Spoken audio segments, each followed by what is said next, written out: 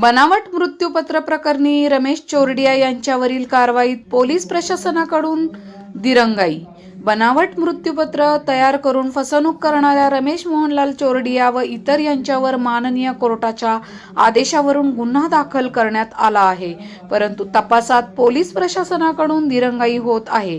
तरी या प्रकरणी जलद गतीने कडक कारवाई व्हावी, अन्यथा जिल्हाधिकारी कार्यालयासमोर पीडित बर्डिया कुटुंबांसमवेत उपोषण करणार असल्याचा इशारा लहुजी समता परिषदेचे संस्थापक अध्यक्ष अनिल हातागळे यांनी दिला आहे व याबाबत पुणे पोलीस आयुक्त यांना प्रकरणी लक्ष घालण्याबाबत निवेदन देखील देण्यात आले आहे।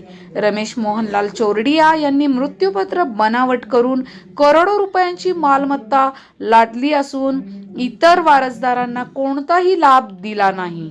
या प्रकरणी माननीय कोर्टाच्या आदेशावरून सदर व्यक्तीवर व कुटुंबियांवर गुन्हा दाखल करण्यात आला आहे।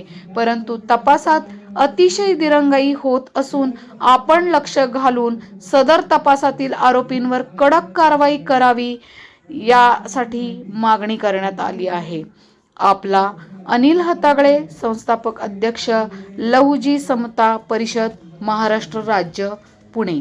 धन्यवाद। पुणे 24 न्यूज, जयश्री डिमळे।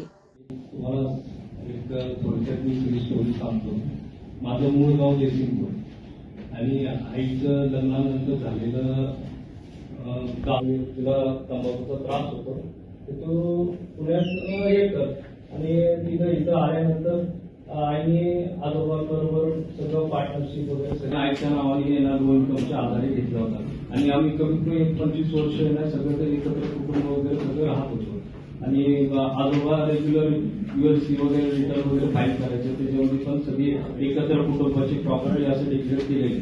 त्यानंतर यांना मामाने काय केलं, हे सगळं झाल्यानंतर एक फोटो तयार, आपले जे वरिष्ठ लोखंडे साहेब त्यांना मी विनंती केली किंवा याच्यावरती काहीतरी आपल्याला ठोस कारवाई करण्यासाठी योग्य ते दिशा तुम्ही द्या आणि त्या संदर्भात आम्ही हे सगळं पुढचं प्रक्रिया चालू करूया।